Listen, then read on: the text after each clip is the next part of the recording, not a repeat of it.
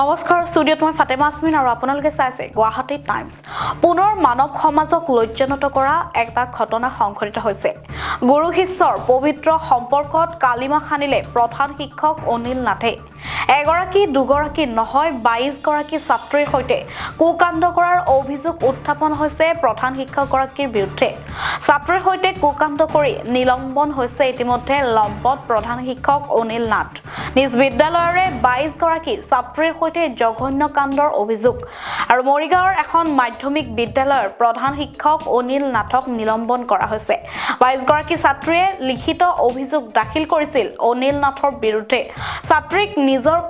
কোঠাত মাতি নি স্পৰ্শ কৰিছিল গোপন অংগত ছাত্ৰীৰ ঘৰলৈ গৈ পঢ়া শিকাই দিয়াৰ নামতো কৰিছিল যৌন নিৰ্যাতন আৰু 9 ডিচেম্বৰত সমগ্ৰ ঘটনা পোহৰলৈ আহিছিল আৰু প্ৰধান শিক্ষক অনিল নাথৰ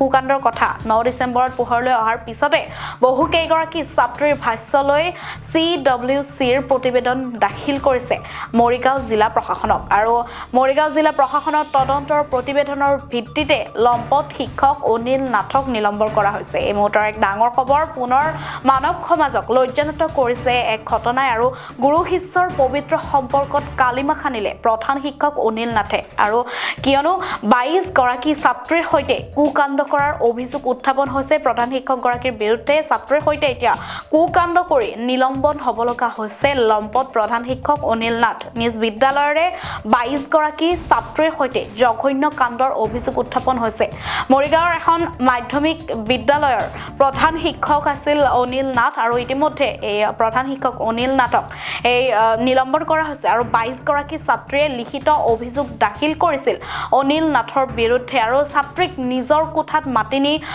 গোপন অংগত স্পৰ্শ কৰিছিল এই লম্পট প্ৰধান শিক্ষক অনিল নাথে আৰু ছাত্ৰীৰ ঘৰলৈ পঢ়া শিকাই দিয়াৰ নামতো কৰিছিল যৌন নিৰ্যাতন আৰু কিছুমান ছাত্ৰীৰ ঘৰলৈ গৈছিল পঢ়া শিকাই দিয়াৰ নামত খবৰ সোধাৰ নামত এনেকুৱা ধৰণৰ যৌন নিৰ্যাতন কৰাৰ অভিযোগ উত্থাপন হৈছে এতিয়া আৰু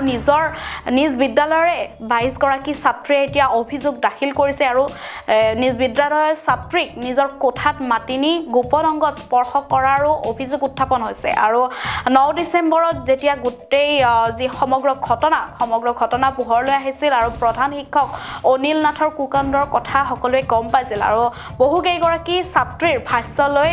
CWCৰ প্ৰতিবেদন দাখিল কৰিছে মৰিগাঁও জিলা প্ৰশাসনক আৰু মৰিগাঁও জিলা প্ৰশাসনৰ তদন্তৰ প্ৰতিবেদনৰ ভিত্তিতে লম্পট শিক্ষক অনিল নাথক নিলম্বন কৰা হৈছে